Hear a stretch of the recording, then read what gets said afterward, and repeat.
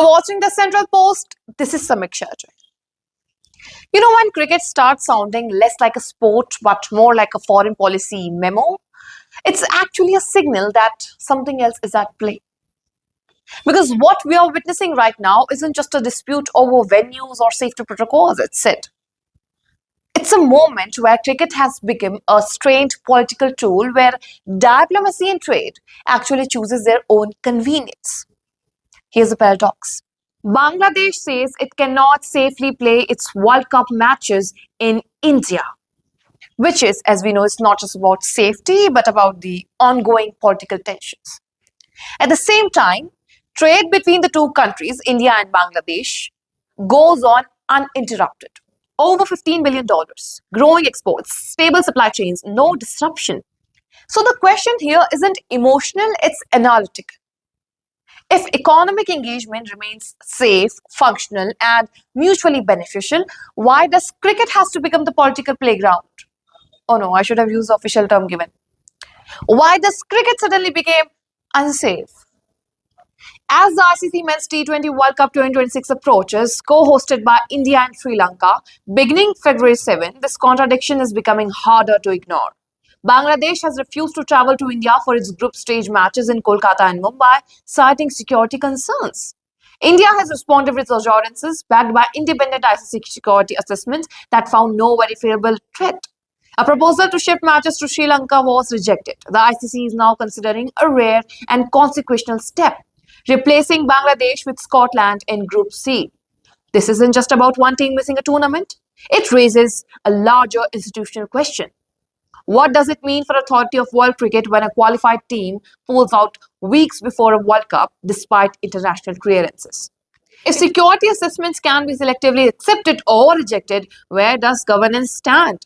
And if this becomes precedented, it won't stop here. There's also a human dimension often lost in diplomatic positioning. Bangladeshi players, many dependent on Indian leagues for income, visibility, and career progression, find themselves caught between national signaling and professional reality. Which brings us to the deeper issue beneath the surface narrative: trust. Tensions sharpened after the BCCI released Bangladeshi pacer Mustafizur Rahman from his IPL contract from KKR, citing concerns linked to minority safety in Bangladesh and deaths and mob lynchings of Hindu community there following political changes in 2024 and the death of radical youth leader Usman Hazi in December last year. Dhaka's interim government maintains that national priorities and player protections comes first. Delhi insists security assurances are being dismissed without substantiated grounds. So the question becomes unavoidable. Is this really about safety or selective discomfort? Because while cricket is being treated as a risk or the only factor to show patriotism, commerce is not at all. India continues to supply essential inputs, yarn, rice, raw materials that sustain Bangladesh's textile industry. Bangladesh's exports to India, particularly garments and footwear, continues to rise. There are no trade boycotts, no economic freezes, no escalation, just business as usual. This reveals a deliberate compartmentalization. You know what I mean?